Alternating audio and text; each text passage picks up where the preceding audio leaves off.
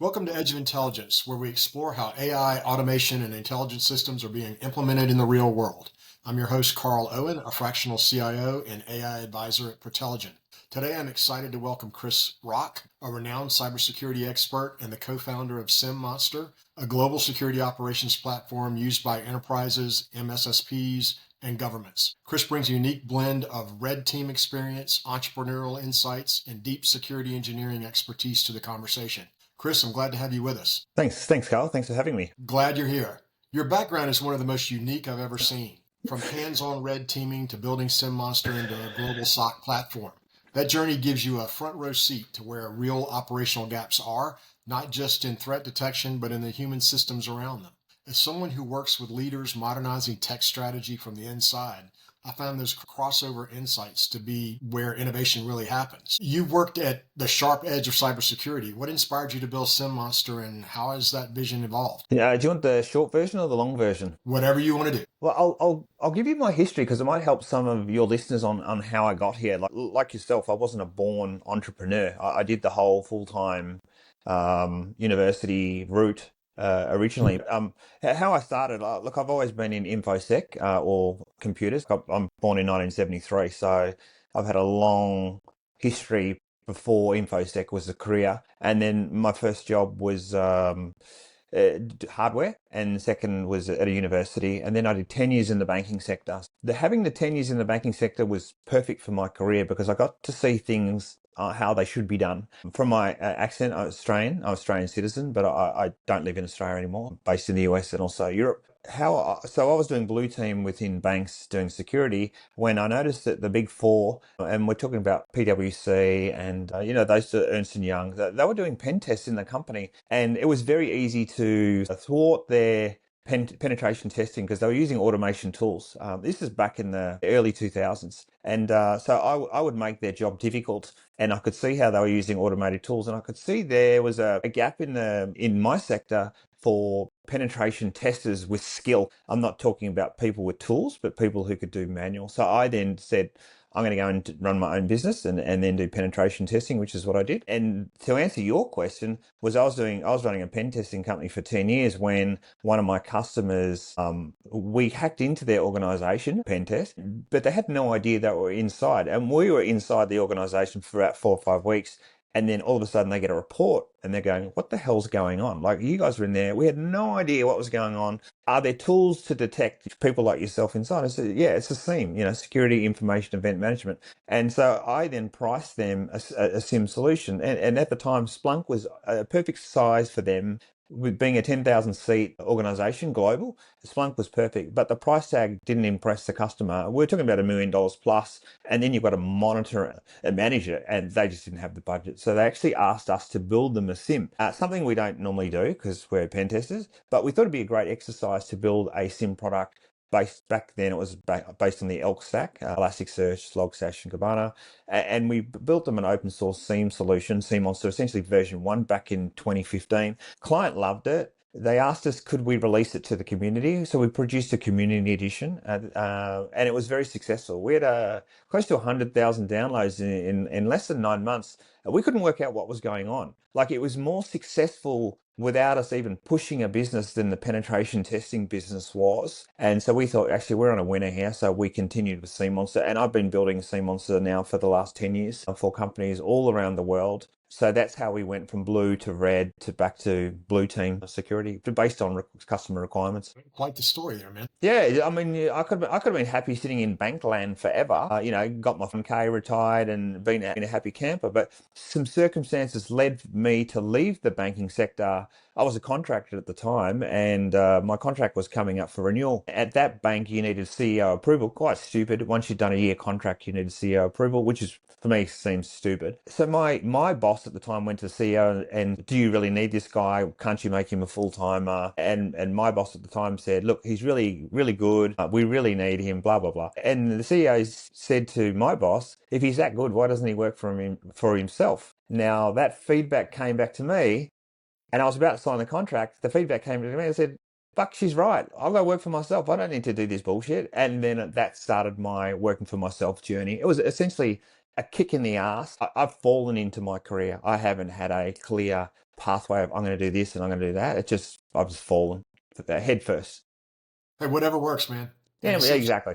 yeah. Yeah, it's and I'll probably fall again after the SIEM business for another 5 years. Something else will happen. You just never know. Well, how did your red team experience shape your thinking around enterprise scale security operations? I think being in the banking sector and actually being on that blue team defensive field and me having to change things like changing banners, like changing IIS and changing Apache banners so that when the penetration testers were using automated tools and the tool was coming up against, let's say, an IIS version 20 server because I changed the banner, that it would fail. Or I would change the port range. Instead of having a web server on port 80 or 443 internally, I'd have it on 65,000. So for those listeners who've done port scans before, Nmap will do the 10,000 most common ports, but it won't do a port scan default scan over 65,000. So I'd put all the ports really high up. And so by learning in shit inside and out, becoming a red teamer was essentially, it was my path of having 10 years of defense.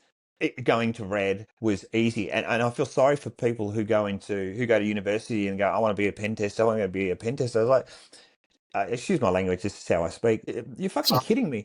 How can the fuck can you be a pen tester testing, Linux and Windows and VAX and mainframe or modern day databases and all that sort of stuff when you've never fucking used it before? Yes, you've used the tool, but unless you've actually set up, a 3-tiered banking server, for interbank transfers, yeah, no idea what you're actually testing, what goes on behind the scenes. Yes, encryption stops, SSL is terminated at the first server, like at the web server, but what happens between the first server and the second server, and when I'm talking about tiered architecture, tier 1, tier 2, tier 3, is it encrypted between tier 1, tier 2, tier 3, tier 3, and then going through that whole step, like I can actually you probably gather from my speaking, I'm a bit autistic, so I can actually follow the packet path in my head. So when I'm red teaming, having done blue teaming and doing, what encryption do you want to use, an AES 256, whatever's on the drop down list, you then know what shortcuts you did as a blue teamer on how to take advantage of that as a red teamer. well, can you walk us through your modular open core platform and what makes it distinct from traditional SIEMs or security orchestration, automation, and response solutions? Yes, so when we did the whole, why don't you go use Splunk?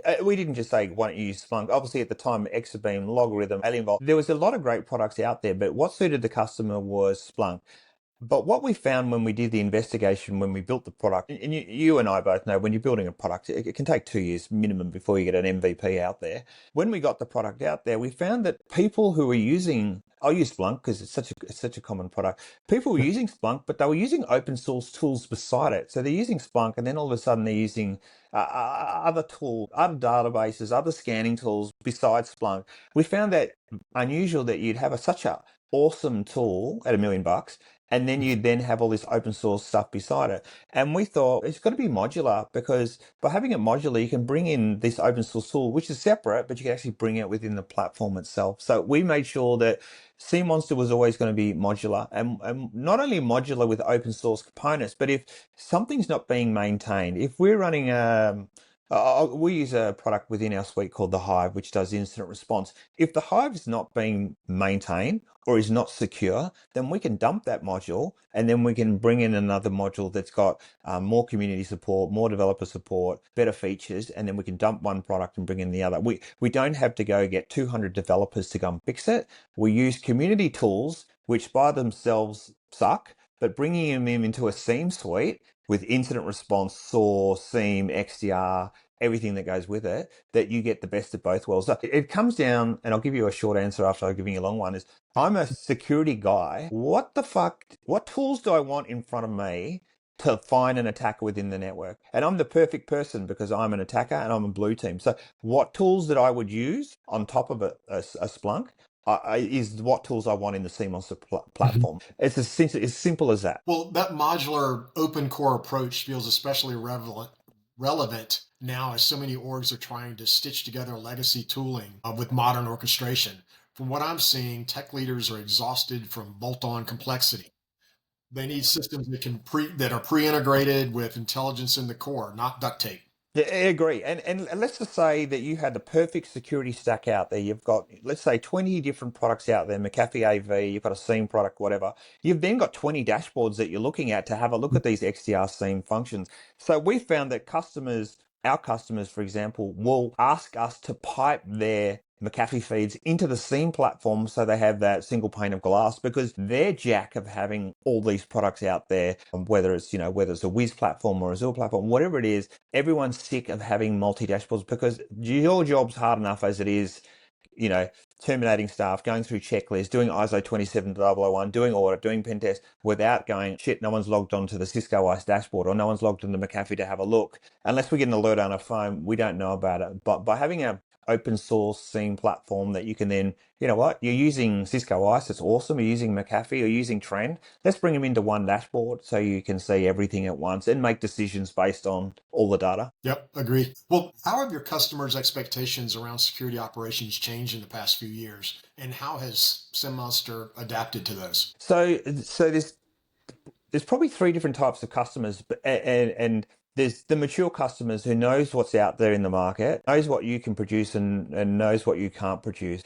But what I mean by that is we'll have a customer come to us and say, we want the latest AI, we want this and we want that. It's like, I see you've been reading a Gartner report, or you're on Twitter half the time. You don't know what you're asking for. I get you using the buzzwords, or you've been to a vendor conference and stuff like that, but let's work out what you're trying to achieve. So we'll sit down with the customer and go, a lot of it's education. Like, I just assume that when we're using SOAR, everyone knows what SOAR is, but we'd have a lot of customers come to us, the tier one customer who never used it before, don't see the benefits of SOAR. But what they did know is, I'm running a SOC team with 40 operators, tier one, 20 tier two, and then, 10 tier three operators in terms of skill set. I want to reduce that number. How can I reduce that number? Straight away, they're thinking AI. It's like, well, we're not there yet. Well, and I'll talk about AI later on, but let's get SOAR working first. Let's have a look at what your core operators do. Incident comes in. What does your operators do? You're spending 8 hours or 10-hour shifts looking at this incident and then reporting and then whatever. Let's do the McDonald's franchise model. Let's have a look at what staff are doing, where they're making errors, and let's clean that up. And can we make SOAR functions to do that? So to answer your question again, shorter answer after the long is, let's analyze what you're trying to do, and let's show you from experience what our customers had success with. And at the end of the day, it's expensive to run a SOC. It is very expensive when you've got 24 you're 7 days a week, 365 days a year. The amount of SOC operators, you need 21 operators just to cover those shifts, let alone holidays and stuff like that. They're trying to reduce the numbers, or reduce the load that those staff have, and that's what we try to achieve with our customer. We'll sit down with the customer, what can we achieve, what we can't achieve, and then build them that pipeline to take that load off their staff. Yep. Well, and you've alluded to this, but that shift from data visibility to operational clarity is one I hear across industries. People don't want dashboards anymore, they want decisions. And that pivot creates a lot of downstream implications on staffing, governance, and executive expectations. Yeah, you're spot on. And we have customers who don't even want to use the Siemonster dashboards. Like, they've got no interest. They want to see a Teams, a Slack, a Discord alert if they need it, and then they will act accordingly. And not only do they want to see an alert, they don't want to raise a ticket. They want an automated ticket that goes to the right people. Then they want to, whether it be a Zap or whether it be a SOAR function that lets them know that that ticket hasn't been responded to within the SLA of 60 minutes. And then all that automation crap goes on behind the scenes. And that's what they want. And that's what they should expect as well, because they don't have time to go through all of these incidents and go, that's a repeat, that's a repeat, that's a repeat. Let's dedupe as much as we can. Let's get rid of them. Let's keep the noise, but let's, in front of my eyes, I don't want to see a team signal where I'm getting alert that someone's logged on from China, even though they're supposed to be logged from China because they're there for a conference. And then I don't want them muting the Teams channel because they're getting too many alerts. Like, let's make it reasonable for the operator without them going, shit, I forgot that I muted that. Well, let's talk about AI for a second. What role, if any, is AI currently playing inside the Siemonster platform, whether in threat intel, anomaly detection, or workflow automation? Yeah, so all three. We're at the phase that we sit down with our customer. We've looked at the SOAR functions about what our customer wants to do, and it's like, what can we then modularize that component even further and get some enrichment and that sort of threat intel. So you sit with an operator. I'll give you an example. I don't want to speak airy-fairy because a lot of people talk airy-fairy when they talk AI. Right. You get an alert, you see an IP. What do you do with that IP? You go to Virus Total, you then do this, you then check it with the MISP database, you then have a look at OpenCTI, and you look at the path of what the operator does. We've already saw this function off that operator, but what information do you need to source outside the SIEM that we can then do internally? So let's have AI have that playbook for you. So we'll do playbook scenarios with AI to give the operator, tier one operator, decision paths to make on what they need to do. Do you want to automate? Yes, no. And then you could then have the business decide whether that AI function is going to be effective or not. And what I try to tell my customers is when you have a car factory, you don't have one robot that makes the car, that makes the exhaust, that makes the windscreen, that puts it on. You don't. You're thinking AI, you're thinking ChatGPT, you're thinking Claude, you're thinking that one that does everything. Let's size the car manufacturing process about the windscreen getting added. Then we have the paint, and all that sort of stuff. Let's have an agent per function, and then if we can then break down each function into an agent, so you're running 8 agents in AI to do a role, then that's exactly where you should be heading. And then when it fails or when it falls down on step 5, let's have a look at that agent. What instructions did we give that agent? So to answer your question, in the Siemonster platform, we use a multi-agent approach, work out what our customers are doing and how we can then reduce that load off that customer, because it all comes down to costs. It costs to endpoint. So our customers will say $5 an endpoint, $1 an endpoint, $10 an endpoint, and then they're trying to make a profit on that so their business stays alive.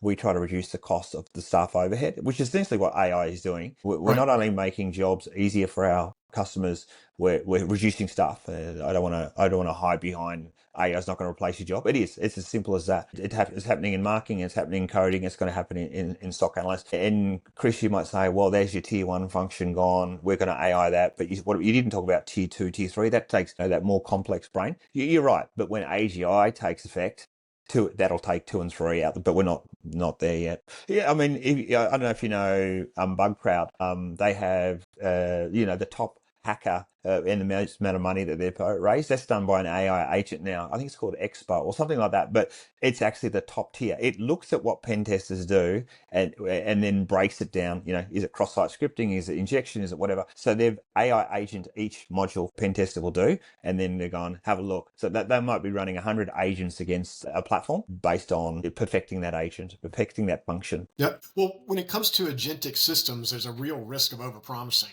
I'm seeing that trust is built less through magic AI and more through reproducible wins. Curious how you've handled that tension. Anyone who's talking agentic in 2025 July is full of shit. So it's not ready yet. People might say, Chris, what do you talk about? We do this and we do that. You're not doing it. You're talking rot. You might have 40 agents doing AI function and you're perfecting those agents. I get it. And you're doing a great job. But when you look at these AGI companies talking AGI, and I don't even like to use the word AGI in 2025, it's a 2027 discussion.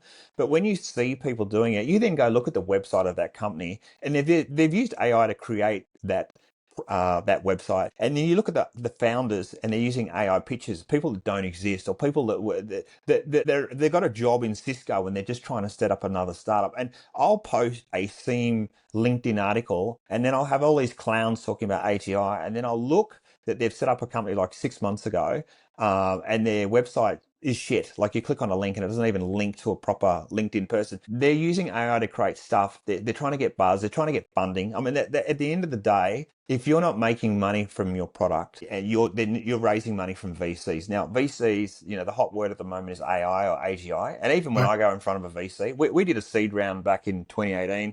We haven't raised any capital since then. We've run on profit. But if we're doing a round, I know the VC sitting beside me, they're going to ask me what AI, what AGI we're running. Now, I can then spin them as much bullshit as they want to hear, and then they'll give me a check. That doesn't mean it's real. So it's again, long story now short. We're not ready. We're not at the AGI step yet. I mean, if I ask you to go to ChatGPT, go to Claude, go to DALL-E, and ask them to draw a man with 6 fingers on each hand, it's been manually coded so hard that it won't draw a person with 6 fingers anymore, that you have to ask it like 10 times, because it says, if someone draws a person, make sure they don't have 6 fingers, and it's been coded against that. And this is 2025. We're not even close to AGI. Are you guys doing any experimenting with agentic systems? Yeah, not even close, because having coming from banking sector and having coming from security sector, I have to be careful that my customers aren't doing some AGI. I'm not going to use the word AGI. I can't have my customer using AI plus I can't use them and then trusting that system and then telling me, Chris, all of a sudden we've been breached and Siemonster didn't detect that because it's not ready yet. It's like an automated car that hasn't been crash tested. If this was a marketing company, knock yourself out. Let's AGI everything because who gives a shit? But when it's security, the trusted SIEM, you're not going to go and put cameras that haven't been tested in the field in a physical security in your SIEM. And I always look at the SIEM and relate it to a physical security world like cameras and alarm sensors and stuff like that. You're not going to put magic out in the field that hasn't been battle tested against criminals. And I've seen it before in the criminal world. You'll see infrared cameras where a criminal will come into a room to steal computers, and they'll shine a spotlight into the camera and blind it. In the SIEM, we're not going to do AGI until we're ready to do AGI, as in properly tested. Get the exact same result every time, so it's consistent. To answer your question. Well, how do you approach balancing AI-driven decision-making with the need for human oversight and auditability in security context? AI is not ready to be fully automated. I would not allow AI to do self-driving cars. I know it's used, but you still see the accidents that happen, like the head-ons and tail, because all of a sudden there was a bit of glare. And in the security space, it has to be monitored every step of the way. We're at that stage yet, but it can't be trusted because we're not getting consistent results with it. Yeah. Well, and you've already talked about this a little bit, but the human in the loop balance is key, right? I mean, in regulated or high risk environments, AI is less about removing the human and more about making them smarter, faster, and more resilient to fatigue. And you're spot on. And you look at it, and I always try to look outside the InfoSec world because InfoSec's very siloed. But when you look at in the US, for example, if you go to like the supermarket Coles and you've got a self-checkout and you've got 6 automated checkouts and you've got one person that monitors people that know how to use the machine, it's that human oversight for a machine required because the machine tech and people stealing stuff is not ready yet. And it's the same with AI. Even SOC, to go back one step further, it needs to be monitored until we get consistent results. Until, we're going to lose 1% for people not weighing organic tomatoes versus normal tomatoes. Like, we're going to lose that. Until you can accept that risk, it's not going to be fully automated. Yes, we've reduced 6 staff on the checkout by replacing them 6 machines, and we now have 1 supervisor. And it's the same in the SOC space. We will remove 6 and we'll have 1 supervised. Well, from the perspective of your clients, what's the appetite or hesitation, because I'm sure there's some of that, around AI-enabled SOC operations? So most of our markets are MSSPs. So the MSSPs know that the AI functionality currently in security is a nice add-on, but they will not trust their banking, their biotechs, anything fully automated to do that. So to answer your question, 100% behind SOAR monitored, and then happy to use AI where it's beneficial, but in a monitored situation. They're just putting their toes in the water at the moment, and our mature customers don't expect us to promise and not deliver on AI will then replace all these other functions as well. They know it's not ready yet. Well, what are some of the hardest operational challenges you faced while scaling Siemonster? It's going to be different for every SIM customer out there. Our biggest problem was we had too many products. We had a product that ran in AWS. We had a product that ran in OCI, Oracle, Azure. And we had a local Siemonster. For a small development team, managing multiple different products across multiple platforms for us was a big pain in the ass for us. And we did that for a reason. We wanted to test the market. Our first customer was a large on-site customer.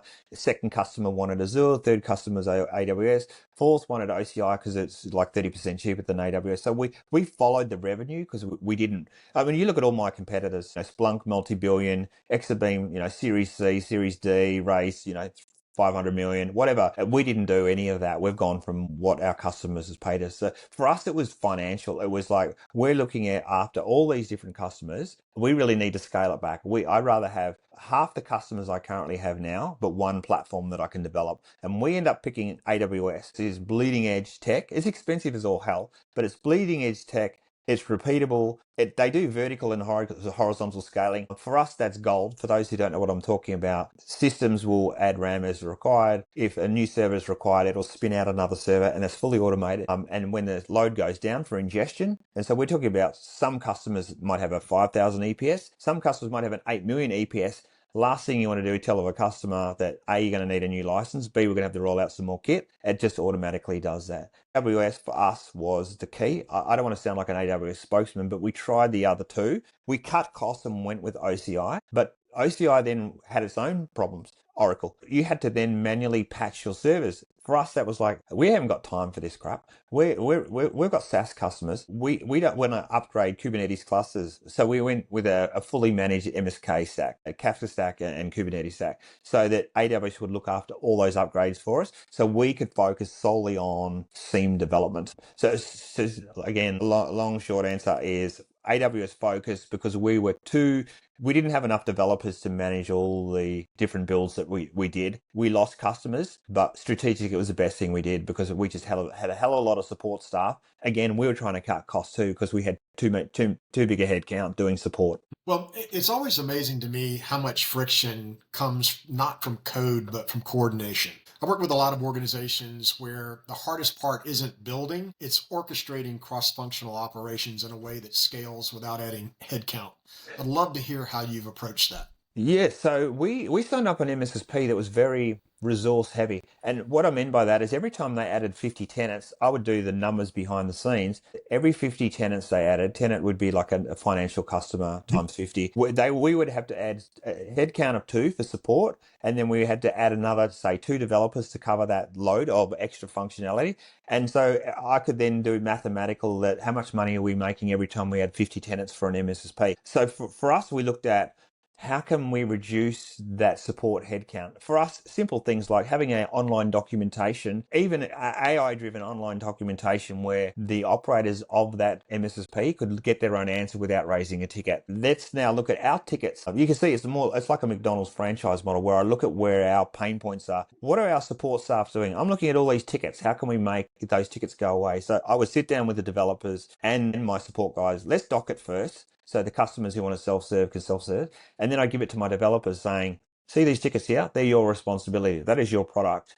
How can we make these tickets go away? So I would do both the developers and the operators on how to reduce headcount so I wasn't continually adding staff and not making any money when our MSSPs grew. So again, I would audit my staff. And I've had the luxury of being C-level, but also technical, and I could then analyze what my staff are doing and where they're wasting time. Don't get me wrong, I'm happy for my staff to do nothing, but I don't want to be adding staff that are doing nothing. It's got to be a managed approach of nothing staff, if that makes sense. Yeah. So kind of to that point, are there any specific processes, internal or customer facing, that you feel are ready for rethinking or automation? Every step I'm continually, so after once, if I look at my support tickets right now for Siemonster, there might be 16 tickets. In the old days, it would have been minimum, there would have been over 100 tickets open at one stage. So once the tickets are what I'd say are at a reasonable level, I then look at the other functionality. I'd sit down with staff. What are you doing in a day? Where's your time?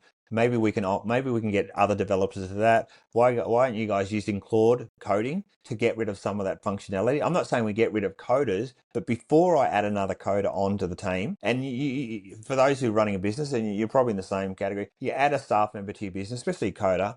There's 150 to 200 grand coder because all my guys are, and I should have said this, all my guys have got 15 years plus experience. I've got 200 grand. And I've got personalities to go with it. Personalities are good for a business, but they're also a pain in the ass for a business. I've got staff going on holidays and stuff like that. I get my staff to go, do we really need that headcount? Is there anything else we could do? Maybe we could bring on a part-timer first. Maybe we can, again, use Claude to automate that code. Do we really need it? And can I get the customer to pay for that function? Again, to answer your question, I would analyze each function and I continually analyze and my technical ability is being reduced because I'm continually looking at a business from a business perspective and focusing on how I can reduce waste. Because I could easily go and raise A round B, C, D, and then get a big company, big staff, and do all that sort of stuff. But I've always, like you, thought, how can I scale this without adding staff members at the same time for maximum profitability for founders? It makes perfect sense. You mentioned this before. Everybody's talking about AI, right? So to me, the thing that's missing, though, there's not a whole lot. There needs to be that same level of conversation around data integrity and telemetry standardization across different environments, right? So how are you approaching that with your clients? And it comes back to when you probably had the same experiences. You need to audit the company's data before you ingest the data, and you need to make sure that data is pristine before you put it in the system. And I've seen companies before they'll get a bunch of brochures and they'll link their emails and like this is a sales marketing team, and they will just pump this AI and they're getting shitty responses because the data wasn't clean. And I love what McKinsey did. McKinsey's its own business model, but they've been around for so long and they produce the same rot. I want to say same rot. They produce great results. But if you and I went and saw McKinsey and said, well, I want to report on SIEM functionality in North America, I'm going to get a report, you're going to get a report. It's going to be identical because their data is so repeatable. And McKinsey, as a company internally, have made sure that data that it gets inserted, the same consultant that produces your report, that produces mine, is consistent, and to make sure that data is clean. The clean data is the key for a AI system to produce what you want it to produce. And I've seen it done well in McKinsey. I'm seeing legal firms doing it now where they're adding clean data in and getting clean data out. And obviously things like medical fields and like a doctor getting like results out of a doctor getting, I'm coming in with an eye infection and ABC and then getting a response back. Here are the medicines, and not just the medicines for Australia, but I've got a customer in North America, different medicines in different countries. What's the brand name for that product? And you're getting the proper result from that. Yeah, you're absolutely right. I mean, I've seen client after client who put their data in and then, the system hallucinates and they're wondering, well, this doesn't work. AI sucks. In reality, it doesn't. It's just, it needs the right data and then, and the same level of attention to the data that they're trying to give to AI. And you're spot on. And they're being led by marketing. They're being led by LinkedIn, led by Twitter. They're being led by their peers saying AI is awesome. And they want to, how do I get started? And then looking at YouTube tutorials and then they're getting, $1,500 consultants to come in who know a little bit but don't know everything. And they're going, I just want something that works. And then they just throw all their shit in and then they get all their shit back back. For example, if I hooked up my sent email box from my sales team, it would not only have all our AWS stuff, it would have all our OCI and Azure and all that sort of stuff. Now the AI is just going to go splat. You could run on ACI and have a 30% saving. It's been done effectively with following customers. And here's the case studies. I put shit data in and I got shit old data out. And that's what we're seeing our customers do.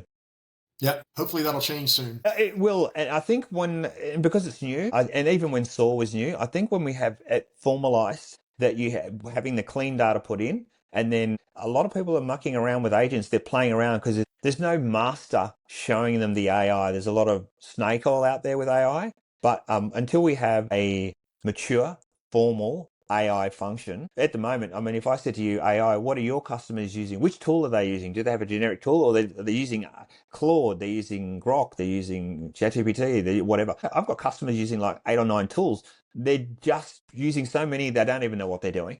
Yeah, I mean, there's over 16,000 models out there. Yeah. You got to pick the right tool for the right job. And there's a reason for that. Everyone's Yes. fighting for VC money. That's right. That's right. Well, as you grow, how do you manage cross-functional coordination between your engineering, support, and customer delivery teams? So I've taken that role because I built the business from the start. I've taken that role as in I now sit in the middle. I'm essentially the glue between those teams, and I look for those failures that you might be thinking, oh, what's one guy doing that function? That is my core function now, is looking for waste, looking at where things are falling over, and then fixing those. Because I had 10 years in the banking sector and 10 years in the penetration testing. I've now had 20 years corporate experience to know what works and what doesn't work. And I love banking sector because it was so formal, the whole QA lab, test lab, and then let's get in a bunch of new testers in because these testers are used to hitting, I'll just click X on that, that error message, just click the X on that. And then you could actually put that product in front of a group of new testers who've never seen it before,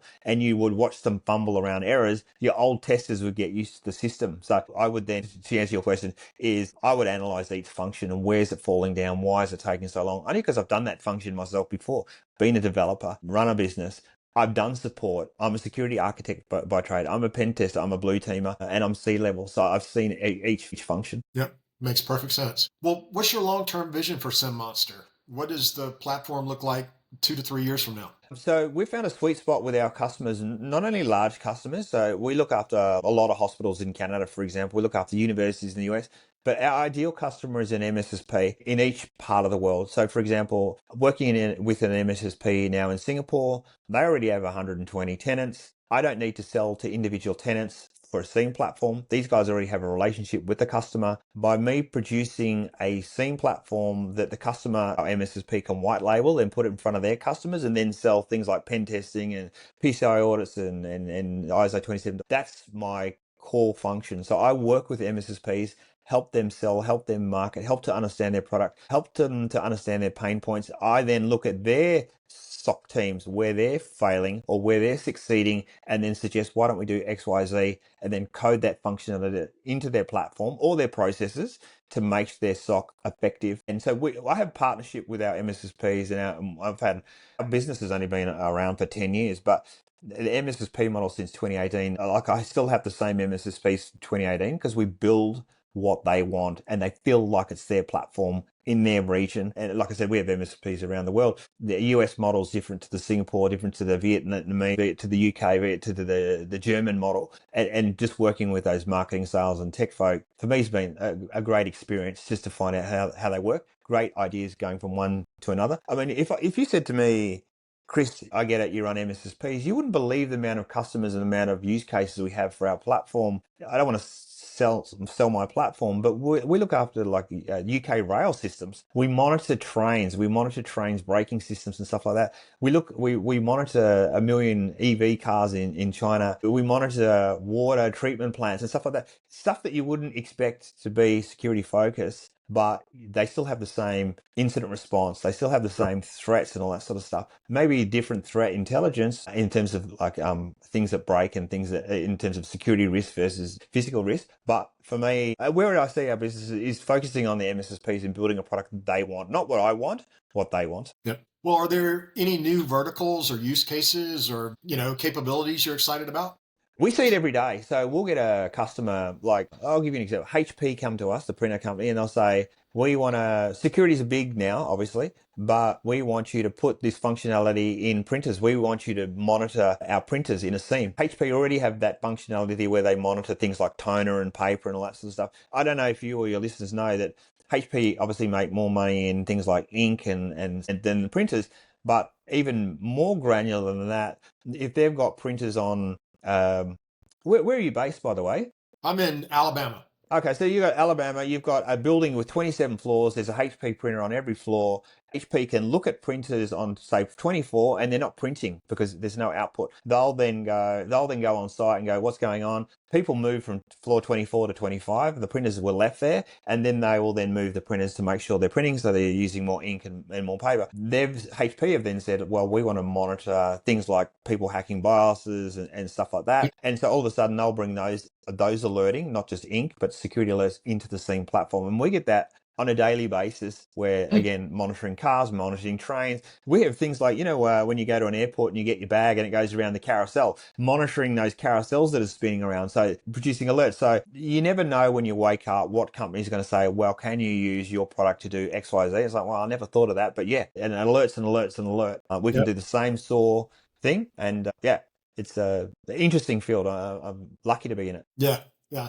Well, one thing we haven't talked about a little bit is as AI evolves, one thing we haven't really talked about around that is the risk that's inherent with that. So where do you see the biggest security blind spots that still need solving as it relates to AI? It's a bit like the automated cars driving around without the driver at the wheel, and we're still seeing accidents today, and we're going to see the same in an AI. If you have a fully automated SOC, and then hackers like myself or some of your listeners are going to then look at AI, how it functions and how to get around that agent, and then the agent thinks everything's fine when everything is not fine. We're at that stage right now. So in terms of risk, we're so immature in AI that we're going to see risk for the next 10 to 20 years in this sector. The same way we see the risk with automated checkouts where people are scanning the wrong food, and it's the same thing with automated cars, and they're still making sure that there's drivers in those cars. We're going to see it for the next 10 to 20 years. Totally agree.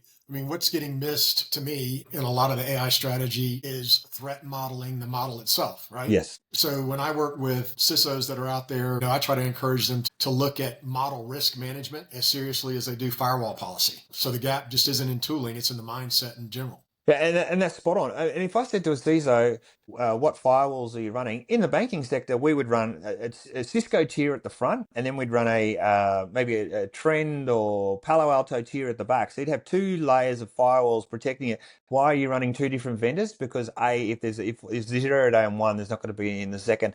From a CISO, they need to think the same thing with AI. You can't just throw agents at the problem and go, everything's automated, my job's easier. No, it's actually harder because now someone's not watching it at all. You might as well someone be asleep at the SOC operator's desk because that's what you're now experiencing. Until you can have that formal trust within the platform, it needs to be monitored. Well, what kind of partnerships or integrations are you most interested in pursuing at this point? From the AI functionality, yeah, for us, the key again is staff count removal. So it's that whole enrichment automation playbooks. So for those people who don't know what the hell I'm talking about, when an incident comes in, when a phishing email comes in, this is what you need to do. It affected 27 staff. 27 staff need to be notified. Help desk need to be notified that these users have been locked out automatically because SOAR locked that out. Users, they're going to ring up to get their password reset because they can't log onto the system. Then there's the training that goes into, you clicked on this email, so let's do a formalized training. So again, we granularize it to work out what playbook the operator needs to follow. Now, once the operator knows how to follow it, we then have AI to then take that function over once we've perfected that modeling, because you can use AI quite effectively for stuff that's repeatable, boring, stupid. And if the process is trusted that a link's going to be sent to that staff member saying, hey, you clicked on an email, you really need to go through this process of user training. You clicked on this email, this was a result, we can stop this in the future. And then boom, and then have them do a test, and then that test gets back to the incident.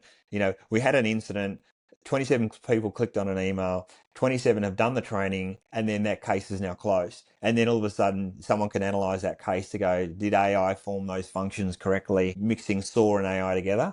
For us, that's a win for any organization. Instead of racing around with your heads cut off with 27 people, then just clicking on it and sending emails off saying, I think I've been hacked. Like, we want to get rid of, the whole 2010 discussion. Yeah.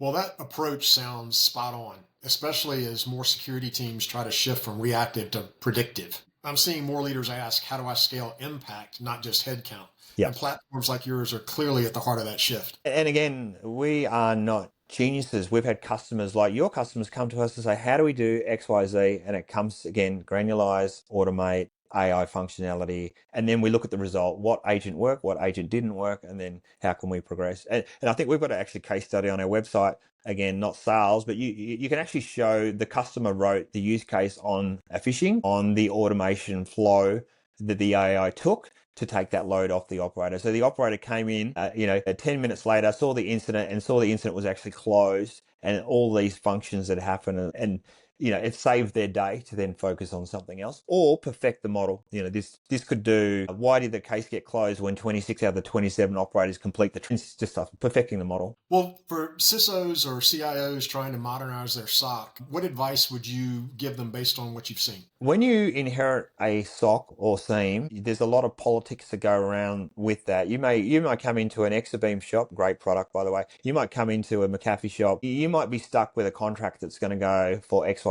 The audit function is the most critical function, because as those products come to their end of life, you may decide to keep them or reduce some of that functionality. And then once you've audited, so where do I want to be? I want to be automated. I want to have a single pane of glass. I want all these tools within one suite. I want my licensing to be simple. Why am I paying AI in all these different models and I'm getting shit results? And if you audit the hell out of something, then making a decision on what's left, a hell of a lot easier, because most CISOs are inheriting a mess. Yep. Well, what's the best way for people to connect with you or learn more about Siemonster? Look, you can come to the LinkedIn. I'm very active on LinkedIn. So do a search on Siemonster, do a search on Chris Rock. You probably know that I'm very active in the speaking community as well. talking about different topics, not just SIEM. You can get me on Twitter, you can get me on LinkedIn, or you can everything from the Siemonster website. Happy to help. Well, Chris, thanks so much for joining us today. From the Thanks, red Carl. team to building a global security platform, your work is pushing the boundaries of what's possible in modern SOC operations, especially as AI and automation come into play. And it's great podcast too, Carl. I normally do podcasts where they might just talk about, and it's a little bit, they get out of their own depth, the podcast talkers, but you've talked AI for the full podcast. I think it's going to be very beneficial that you're in, I'm going to say you're in early, and then, as you'll become that mature person that people turn to go, what's working, what's not working, and in the consulting space. Thanks, Chris. I really appreciate that. My pleasure, mate. And to our listeners, if today's episode sparked new ideas or surfaced challenges in your own operations, let's connect. At Proteligen, we help tech-forward leaders bridge strategy and execution when it comes to AI, automation, and intelligent infrastructure. Visit us at proteligen.com or follow Edge of Intelligence on YouTube. Until next time, stay thoughtful, stay strategic, and stay on the edge of intelligence.